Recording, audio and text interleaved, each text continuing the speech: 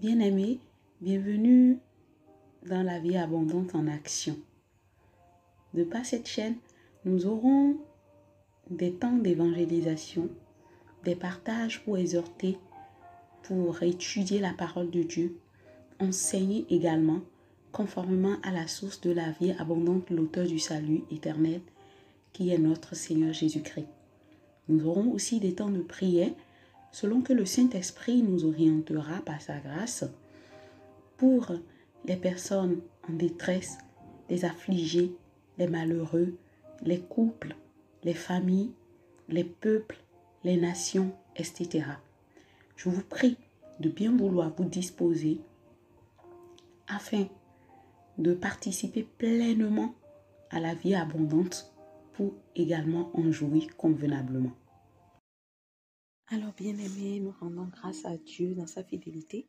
Il nous donne de vivre encore ce jour et nous lui disons merci parce que nous sommes reconnaissants de la vie qu'il nous conserve. Et aujourd'hui, nous poursuivons dans notre élan de partage sur le livre d'Ézéchiel. Il sera question de deux chapitres que nous aurons à partager en même temps. Pourquoi deux chapitres en même temps? Normalement, on aurait pu faire les 4. Parce que si vous me voulez bien, et le chapitre 29, le chapitre 30, 31 et 32 nous parlent en fait du jugement relatif à l'Égypte dans le temps. Donc, j'ai jugé bon de faire deux chapitres ensemble. Et je vais lire en fait le chapitre 29 et après le chapitre 30, Et ensemble, voilà, nous aurons à effectuer le partage à propos. Donc, je le lis. La dixième année, le 12e jour du 10e mois, la parole de l'Éternel me fut adressée en ces mots. Fils de l'homme, tourne ta face vers Pharaon, roi d'Égypte, et prophétise contre lui et contre toute l'Égypte. Parle, et tu diras, ainsi parle le Seigneur l'Éternel. Voici, j'en veux à toi, Pharaon, roi d'Égypte, grand crocodile qui te couche au milieu de tes fleuves, et qui dit, mon fleuve est à moi, c'est moi qui l'ai fait. Je mettrai une boucle à tes mâchoires, j'arracherai à tes écailles les poissons de tes fleuves, et je te tirerai du milieu de tes fleuves avec tous les poissons qui s'y trouvent et qui seront attachés à tes écailles. Je te jetterai dans le désert, toi et tous les poissons de tes fleuves. Tu tomberas sur la face des champs. Tu ne seras ni relevé ni ramassé aux bêtes de la terre et aux oiseaux du ciel. Je te donnerai pour pâture. Et tous les habitants de l'Égypte sauront que je suis l'Éternel, parce qu'ils ont été un soutien de roseau pour la maison d'Israël. Lorsqu'ils t'ont pris dans la main, tu t'es rompu et tu leur as déchiré toute l'épaule. Lorsqu'ils se sont appuyés sur toi, tu t'es brisé et tu as rendu leur rein immobile. C'est pourquoi ainsi parle le Seigneur l'Éternel. Voici, je ferai venir contre toi l'épée. J'exterminerai du milieu de toi les hommes et les bêtes. Le pays d'Égypte deviendra une solitude et un désert, et ils sauront que je suis l'Éternel, parce qu'il a dit, le fleuve est à moi, c'est moi qui l'ai fait.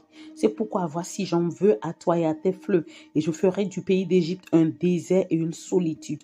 Depuis Migdol jusqu'à Sienne et aux frontières de l'Égypte, nul pied d'homme n'y passera, nul pied d'animal n'y passera, et il restera 40 ans sans être habité. Je ferai du pays d'Égypte une solitude entre les pays dévastés, et les villes seront désertes entre les villes désertes pendant 40 ans.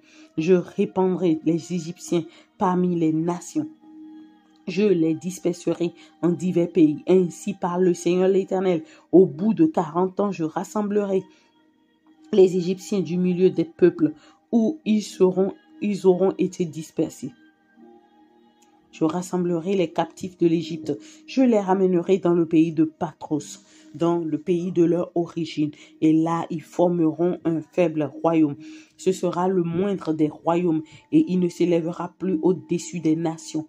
Je les diminuerai afin qu'ils ne dominent pas sur les nations. Ce royaume ne sera plus pour la maison d'Israël un sujet de confiance. Il lui rappellera son iniquité quand elle se tournait vers eux, et ils sauront que je suis le Seigneur l'Éternel. La 27e année, le premier jour du mois, le premier jour du premier mois, la parole de l'Éternel me fit adresser en ces mots: Fils de l'homme, Nebuchadnezzar, roi de Babylone, a fait faire à son armée un service pénible contre ti. Toutes les têtes sont chauves, toutes les épaules sont écorchées, et il n'a retiré de ti aucun salaire, ni lui, ni son armée, pour le service qu'il a fait contre elle. C'est pourquoi ainsi parle le Seigneur l'Éternel. Voici, je donne à Nebuchadnezzar, roi de Babylone, le pays d'Égypte. Il emportera les richesses, il en prendra les dépouilles, il en pillera le butin. Ce sera un salaire pour son armée, pour prix du service qu'il a fait contre ti. Je lui donne le pays d'Égypte, car ils ont travaillé pour moi, dit le Seigneur l'Éternel.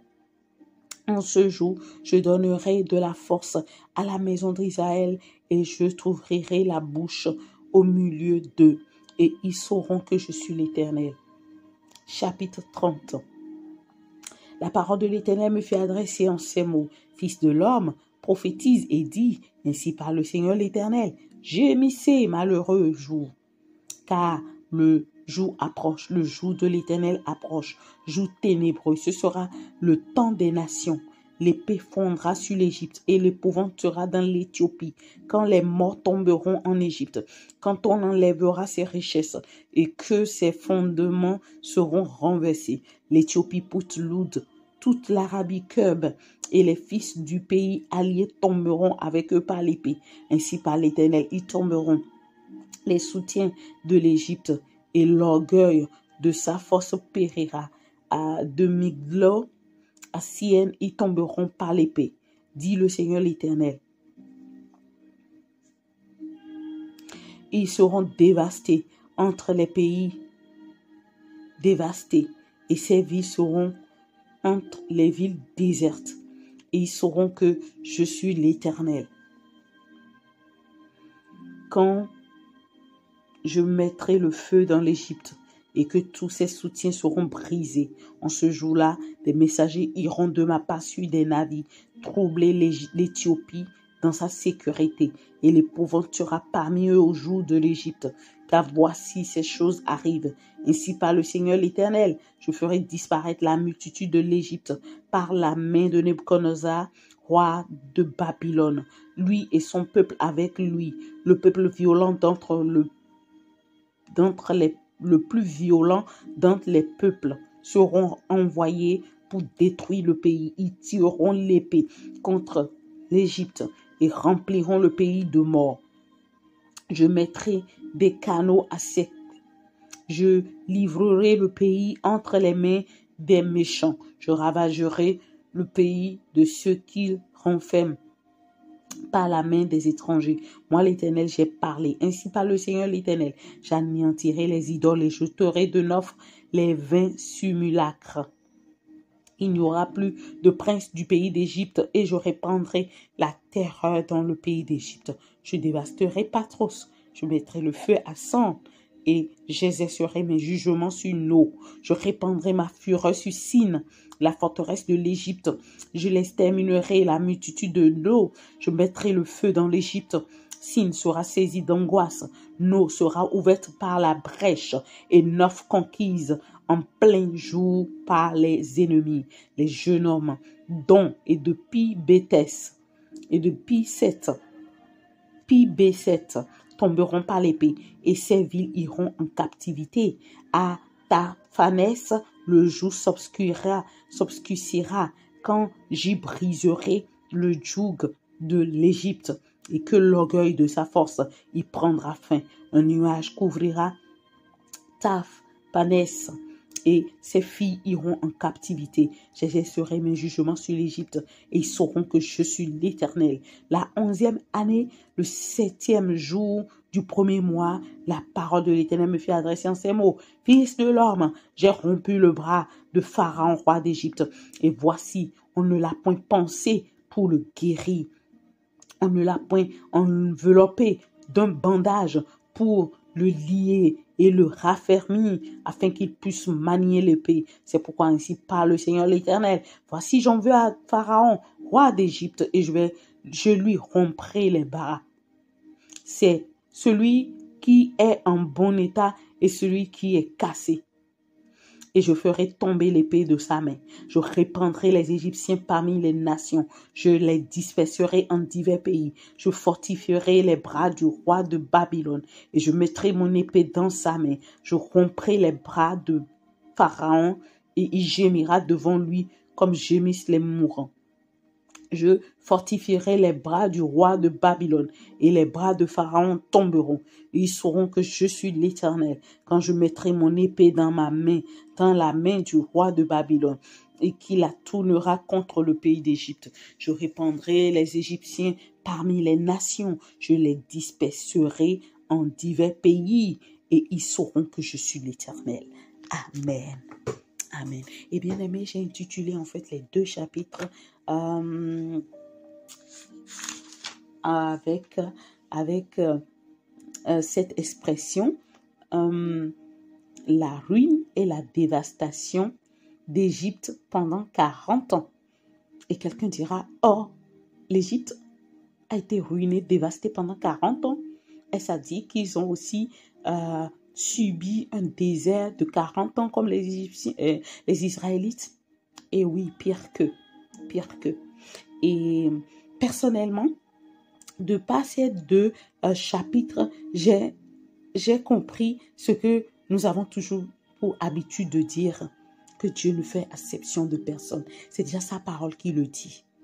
Parce que on se dit, waouh, Dieu, il a exercé sa main de colère sur son peuple et même aussi sur les nations et même sur l'Égypte. L'Égypte qui avait en fait le pouvoir de mener la captivité sur le peuple de Dieu. Oh, Dieu a su le briser aussi. Et oui, effectivement, Dieu a su le briser. Et donc, ces 2 chapitres, j'ai su les subdiviser. En fait, ils ont été subdivisés en 4 parties. Et la première partie s'intitule « Le jugement du Pharaon » et le rétablissement de l'Égypte. Alors, pourquoi le rétablissement de l'Égypte directement? Parce que quand nous lisons, nous voyons brièvement comment, dans le 29e chapitre, Dieu a annoncé qu'ils iront aussi en captivité. Ils passeront le désert pendant 40 ans. Et après ces 40 ans, il saura les restaurer. Mais, enfin, la restauration n'aura rien de comparable à ce qu'ils ont été. Et pourquoi en fait ce jugement? C'est parce que le roi d'Égypte a dit, mon fleuve, le Nil, est à moi. Et tout ce qui contient, enfin le peuple qui est représenté comme les poissons et autres, me reviennent. Et on n'a de cesse à voir cela et à le revoir. Et je pense que nous sommes dans un temps où les nations, les peuples, l'Église, nous devons nous humilier. Nous devons aller chercher le Seigneur. Je pense que prochainement, je vais mettre sur la chaîne la vidéo d'un homme que les gens soi-disant fous en Côte d'Ivoire, qui est en train de faire des révélations, qui est en train d'appeler en fait, comme Jean-Baptiste a appelé dans le désert, avant la destruction. Bref, je ferme cette parenthèse. Donc, c'est tout simplement parce que ce roi, il s'est pris comme Dieu pour s'accaparer de la bénédiction de Dieu et dire que elle lui appartient, cette bénédiction, ce fleuve et tous les habitants de ce fleuve. Et c'est ce qui a suscité la colère de Dieu envers lui. Donc on voit en fait que l'orgueil est une folie que Dieu est. Il est la folie de l'orgueil chez nous les hommes. Et je ne cesse de le redire. Peut-être que tu es en position en tant que patron, en tant que patronne, en tant que expert, en tant que pasteur, en tant que prophète, en tant que archibishop, bishop ou quoi. Et tu es encore sur terre. Nous sommes à Dieu. Nous ne sommes rien. Nous sommes l'œuvre de sa main. Sachons nous humilier. Et ne soyons pas des prétendants de réclamation. Oh, j'ai fait ci à telle personne. Oh, il me faut ça. Oh, normalement, si. Laisse tout à Dieu et laissons Dieu nous récompenser. Laissons Dieu nous récompenser. Et si je mets en fait la vidéo dont je vous parle là sur la chaîne, vous allez voir que c'est l'autorité, d'accord, que les pasteurs ont dédaigné, ont dénigré, hein, en n'étant plus capables de dire la vérité, d'accord, ces vérités selon laquelle tu n'as rien fait de spécial. Celui qui nous a donné sa vie, il en a fait plus. Et il ne cherche pas à dominer sur nous. Et nous les hommes, nous devons apprendre de cela. Mais cet homme dont je vous parle, le Seigneur lui donne l'audace de prêcher cette vérité.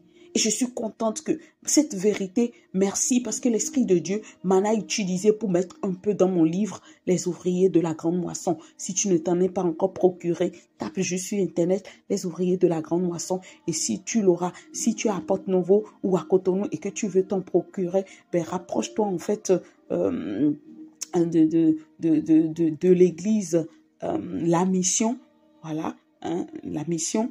Jésus-Christ est Seigneur, et demande le livre, enfin, on te dira qui voit pour la voix. Bref, je referme cette parenthèse, loin de moi de faire la publicité de mon livre en ligne. Bref, donc on voit vraiment que tout ce que nous sommes en train d'étudier ces temps-ci sont d'actualité dans le ciel et sur notre terre. Et nous devons nous en tenir compte, nous rabaisser, nous effacer, chercher le Seigneur avec un cœur déchiré dans l'amour. Mais malheureusement, c'est pas le cas. Tout porte à croire que le diable, il s'est même déjà désemparé comment dire, emparé, oui, je vais dire désemparé en fait de notre responsabilité en disant devant Dieu, enfin, ils vont m'accuser, mais ce n'est pas moi. Regarde comment ils raisonnent, regarde comment ils agissent. Ils agissent, soit disant tes hommes de Dieu, soit disant tes prophètes, soit disant tes appelés. Ils ne marchent pas dans l'amour. Ils sont tout le temps orgueilleux. Ils sont tout le temps prétentieux. C'est moi qui ai fait ci, c'est moi qui ai fait ça. Oh, il me faut ça. Oh, tu dois me respecter. Oh, tu dois faire ci. Allez voir dans la Bible là, comment Dieu a traité tous ceux qui se croyaient quelque chose, prétentieux de quelque chose. Je suis désolée de me laisser aller, voilà, de façon crue. Je suis libre en Jésus-Christ. Alléluia. Et donc, on voit en fait que Dieu ne l'a pas, Dieu n'a pas caressé en fait, ne l'a pas caressé dans le sens du poil, dans son attitude. Parce que comment est-ce qu'une création de Dieu, et toi-même créature de Dieu, tu peux te croire Dieu? Vous voyez, donc c'est vraiment une gangrène que nous devons briser. D'abord, après avoir nettoyé, et en la brisant, ben, on est en train vraiment de nous soigner ainsi, parce que la racine de ce mal-là va être ôtée de nos vies. Et je prie que déjà que le Seigneur me donne de parler, de parler en toute vérité, que les cœurs soient touchés au nom de Jésus-Christ. Et la deuxième partie, on va voir déjà, bon, pour finir la première partie, vous avez vu ça, le verset qui monte dans mon cœur, celui qui se lève sera abaissé et celui qui s'abaisse sera élevé. Donc, quand il s'est cru en fait tout puissant en tant que Pharaon, Dieu lui a montré qu'il est au-dessus de lui. Et la deuxième partie s'intitule Nebuchadnezzar, premier instrument de ce jugement. Et vous avez vu comment Dieu a utilisé Nebuchadnezzar. Quand vous lisez en fait le chapitre 29, vous entendez Dieu, il a dit à Ézéchiel, dit fils de l'homme, dis-le. Enfin, j'ai suscité en fait Nebuchadnezzar pour pouvoir détruire Tyr. Et Nebuchadnezzar a mené en fait toute son équipe des combattants, des guerriers. Et ils ont combattu sans aucune récompense. Ils ont combattu au point où il y en a eu des chauves, il y en a eu des gens vraiment qui ont subi de dommages. Mais je ne leur ai rien donné. Alors que c'est moi qui ai envoyé Nebuchadnezzar pour s'occuper de Tyr. Donc, pour récompense pour Nebuchadnezzar, dis-lui que il peut s'emparer en fait d'Égypte jusqu'à dépouiller Égypte pour qu'il devienne une solitude et un désert. Oh! Et c'est ce que Dieu a fait. Et dans ça, je vois ceci. Si Dieu, il est capable de récompenser même, d'accord, les mécréants, les païens qu'il utilise. Et, bien-aimé, Kala Santa Bata. À plus forte raison, nous qui le servons avec un amour sincère, il nous récompensera. Il nous récompensera au-delà de nos attentes. Et je veux passer par ce biais pour te fortifier. Toi qui sers le Seigneur d'une manière ou d'une autre, peut-être que tu balaies, peut-être que tu nettoies, peut-être que tu dépoussières les bancs, peut-être que tu es arrangeur, peut-être que tu es chantre, peut-être que tu es interprète. Peut-être que tu donnes à manger aux orphelins, aux veuves, tu vas les visiter, les prisonniers. Eriabata, je t'encourage de la part du Seigneur. Persévère et garde les portes de ta bouche. Ne claironne pas ce que tu fais. Ne claironne pas ce que tu fais. Je vais le redire une troisième fois. Ne claironne pas ce que tu fais. Ça veut dire n'en parle pas un peu partout au risque de recevoir ta récompense de la part des hommes. Et je prie que le Saint-Esprit te couvre de son nom pour que tu marches dans la discrétion en servant le Seigneur. Au nom de Jésus-Christ. Et la troisième partie, c'est le jour de l'Éternel. Et ça, c'est abordé en fait dans le 3e chapitre. Et quelqu'un dira, ah, le jour de l'Éternel. Donc, il y en a même eu le jour de l'Éternel dans le temps d'Ézéchiel. Oui, il y a le jour de l'Éternel pendant tout le temps. De la même manière qu'il y a le temps des nations, il y a aussi le jour de l'Éternel. Malheureusement, ce jour n'est pas un jour de quiétude, un jour de joie, non. C'est un jour qui déchire le cœur. C'est un jour qui amène comment dire, à exprimer et à rendre compte devant Dieu conformément à son cœur et à sa volonté, c'est-à-dire sans mentir, hein, et sans pour autant chercher à changer, enfin, sa vérité. Et je me dis, waouh, franchement, si c'est le cas, que le Seigneur nous aide à bien faire ce qu'il nous demande pour que quand son jour arrivera, si nous sommes encore sur terre, qu'il nous épargne. Parce que Ézéchiel était encore sur terre pendant ce temps.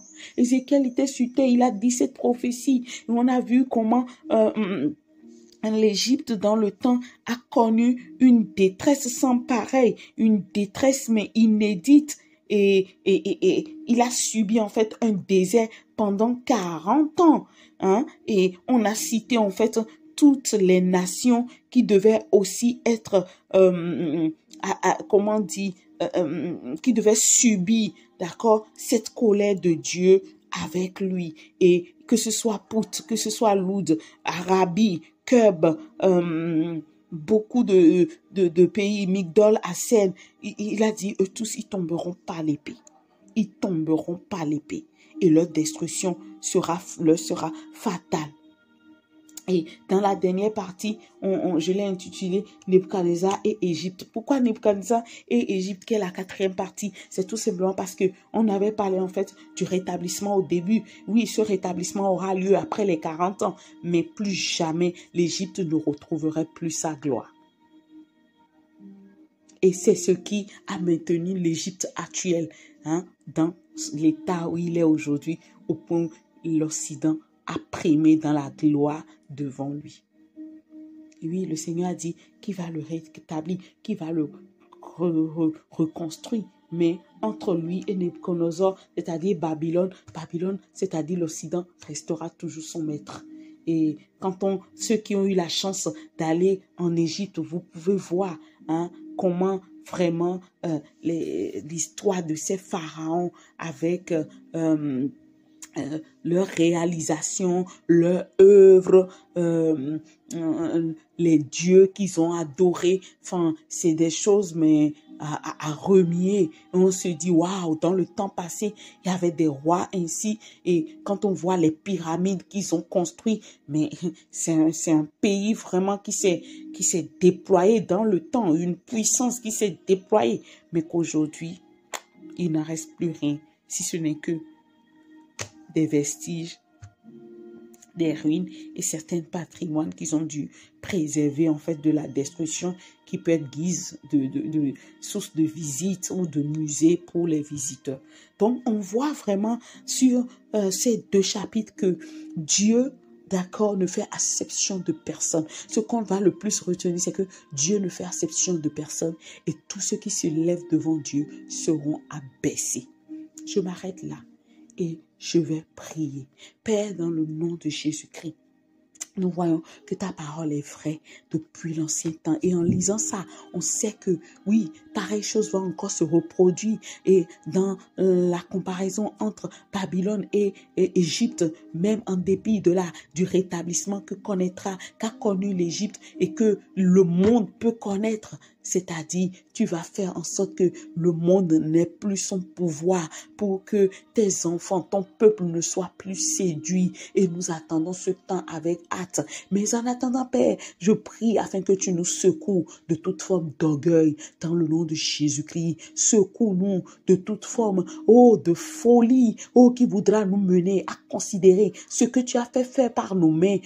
Capate, tout comme si c'est nous-mêmes qui l'avions fait dans le nom de Jésus. Seigneur, entoure-nous, de la grâce, de l'humilité, de l'effacement, qu'importe ce pourquoi tu nous utiliserais dans le puissant nom de Jésus. Quand l'ennemi viendra nous tenter, pakapata, que nos paroles, Seigneur, soient, élevées vers toi en guise, Seigneur, d'effacement, pour dire, je ne suis qu'un instrument, j'ai été juste utilisé par le Seigneur et je demande votre prière pour continuer à être utilisé et je prie aussi pour vous afin que Dieu puisse vous utiliser aussi. Aide-nous à sortir de tel langage dans le nom puissant de Christ Jésus. Seigneur, tu as dit que oui, tu vas restaurer l'Égypte, mais il ne sera plus jamais comme avant. Et on le voit aujourd'hui. Pour ceux qui ont eu le privilège d'aller visiter en Égypte, la Soto, ils ont vu ces gloires qui aujourd'hui, elles ne sont pas inutiles, bien que elles peuvent participer à un souvenir pour donner plus de leçons. Pour autant, nous avons vu que c'est toi qui décides. Voilà pourquoi je prie que sur les nations, alors que nous sommes en train d'aller à un temps où personne ne veut rien entendre. Chacun en fait casse sa tête, que ce soit dans les familles, dans l'église, dans les nations soli. Seigneur, je prie afin que tu secoues les tiennes. Oui, secoue-nous, garde-nous de toute forme d'aveuglement, de toute forme de séduction. Tu disais pas à cet homme que les gens appellent fou en Côte d'Ivoire qui est en train de prêcher pour amener en fait à la repentance que tu nous as pas fait. Vous recherchez les choses de ce monde, que en recherchant les choses de ce monde, c'est ainsi que le diable met une corde à notre cou. Père, je prie afin que tu gardes nos cœurs des choses de ce monde et que tu nous entoures, de ta miséricorde pour demeurer en toi. Regarde un frère, une sœur, un serviteur, une servante, quiconque, Seigneur, s'est déjà éloigné de toi. Ramène cette personne à toi et préserve-nous, Seigneur. Merci, Père, parce que tu le fais. Au nom de Jésus-Christ, nous avons prié. Amen. Alors que peut-être tu entends ma voix et que tu n'es pas encore Seigneur Jésus-Christ. Oui, il ne suffirait pas uniquement de ne pas s'enorgueillir de quoi que ce soit. Il ne suffit pas non plus aussi d'obéir aux règles de Dieu, non. Mais ce qu'il y a d'important, c'est de recevoir Jésus-Christ. Parce que quand on reçoit Jésus-Christ, son esprit nous inculque ces bonnes valeurs et elles restent en nous, elles restent ancrées en nous et nous marchons là-dedans en toute humilité, en tout effacement. Alors, toi qui entends ma voix, qui n'a pas encore donné ta vie à Jésus, ou qui a un pied dedans, un pied dehors, ne meurs pas sans Jésus-Christ. C'est le moment pour toi. Reviens à Christ. Donne ton cœur à Dieu et tu seras sauvé de la condamnation éternelle. Moi, je viens de faire pour moi et je sais que son esprit saura te convaincre de la vérité pour ton positionnement. Bien-aimé, je n'irai pas plus loin que ça. Recevez mes salutations. Recevez tout autant les salutations de mon glorieux grand frère et qui est aussi celui de mes frères et sœurs en Christ qu'il est. Je recevais aussi ces salutations. Je dis à très bientôt dans un autre temps de la vie en abondance. Demeurez pleinement bénis. Au revoir.